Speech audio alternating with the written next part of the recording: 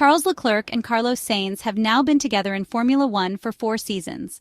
Often, criticism is based on stereotypes that are hard to remove from the minds of observers and professionals. A label is slapped on the unfortunate target, who, despite the evidence, struggles to shake it off. One of these concerns the Monegasque driver, who is unanimously considered a driver with unparalleled pure speed, but still too immature to fight for the Formula One World Championship title. When such an opinion is expressed by a reasonably successful driver in the most important motorsport series like David Coulthard, the conclusion is startling. The Scotsman compared the Monegasque driver to a puppy that occasionally pees on the carpet. However, according to the former Red Bull driver, if Charles Leclerc manages to eliminate those small errors, Formula One will enter a new golden era. It is an unfortunate metaphor to highlight the difference between Max Verstappen and the Scuderia Ferrari driver. As mentioned at the beginning, the driver from Monaco is still seen as prone to mistakes and not yet capable of carrying the team in difficult moments, becoming a mere passenger in his team's struggles. In reality, a clear-headed, unbiased analysis should take several factors into account. Firstly, in the 144 Grand Prix raced with the prancing horse, how many times has the car truly been competitive at the highest level? Probably on few occasions compared to those where the Monegasque achieved success or a podium finish. This season, Charles Leclerc has shown greater maturity than in past years, especially in terms of race vision.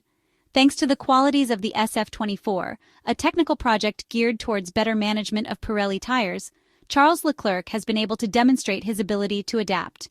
Consider that in 2024 he has taken only 3 pole positions, despite being considered one of the best in qualifying. Of the 3 victories this season, the only one achieved starting from pole position was in his home streets of Monaco. The other 2, in the Italian Grand Prix, at the Monza circuit and in Austin, were won starting from the second row through excellent tire management. The masterpiece in Monza, where Charles Leclerc managed to make only 1 pit stop and ran a 37-lap stint on hard tires, a strategy deemed a losing one even by the tire supplier. The Monegasque driver is in his 7th season in the top category and is at the peak of his maturity. However, like all drivers, his results are tied to the competitiveness of the car. In past years, Charles Leclerc often made a mistake, trying to compensate solely with his left foot for the car's lack of competitiveness.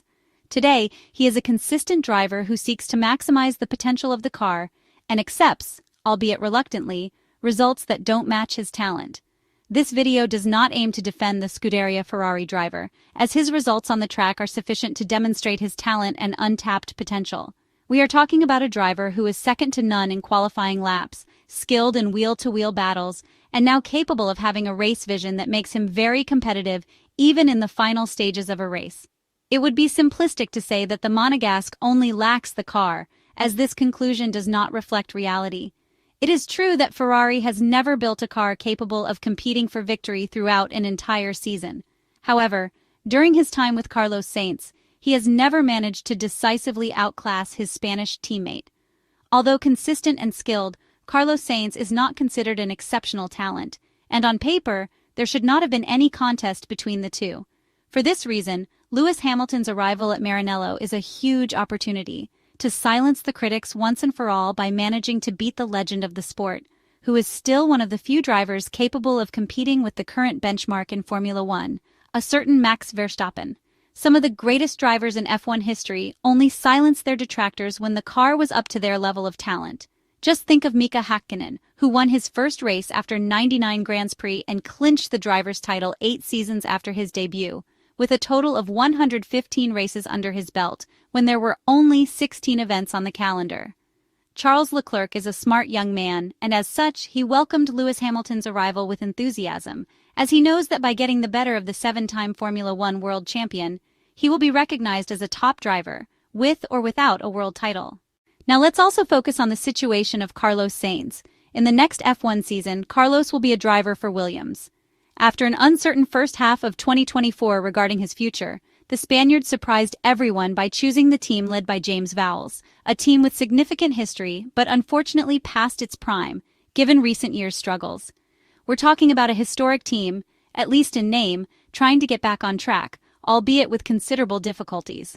Since James Vowles took over as team principal at the start of 2023, the British team has experienced a slow yet steady improvement, though challenging moments have certainly not been lacking. This season, for instance, they faced times when, due to a shortage of spare parts, like in Australia, only one driver could participate in the GP.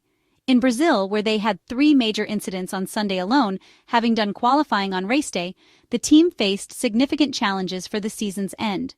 In short, Williams is still very much in the middle of a storm, and for this reason, Carlos Sainz's decision has raised eyebrows.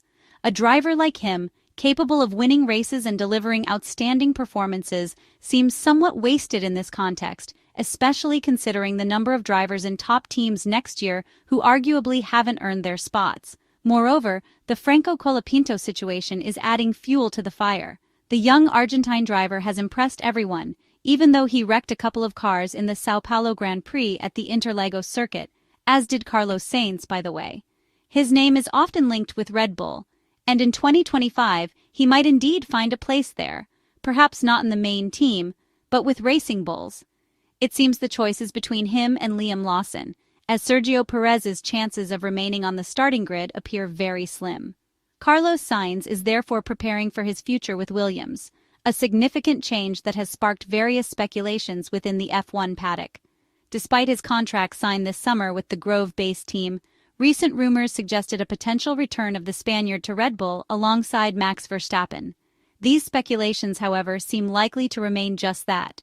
Christian Horner, team principal of Red Bull, has clarified that the current Ferrari man is not in his plans for 2024, confirming the Spanish driver's commitment to his new team. At the same time, there seemed to be a conversation in Brazil's paddock between Horner and Williams management, including James Vowles, sparking further speculation. According to some reports, Red Bull had considered Carlos Sainz to partner with Max Verstappen in the 2025 Formula One campaign, leaving Franco Colapinto alongside Alexander Albon. In fact, British sources have even suggested there might be a clause in Carlos Sainz's contract with Williams allowing him to leave in case he receives an offer from a top team ahead of the next season. However, Williams firmly denies these recent rumors, stating that no such discussions have taken place and calling the news mere media speculation. Thus, a reunion between Max Verstappen and Carlos Sainz at the Austrian side seems unlikely, but one must admit that the Spaniard has been incredibly unlucky in this affair. Joining Williams, a historic and respectable team to be sure, while knowing that a rookie like Franco Colapinto could be favored by Red Bull's interest, must not be easy for the proud Spanish driver, who is now focusing on giving his best for Ferrari in the final 3 races of the 2024 Formula One season and helping the Maranello team fight against McLaren and Red Bull to win the World Constructors' Championship.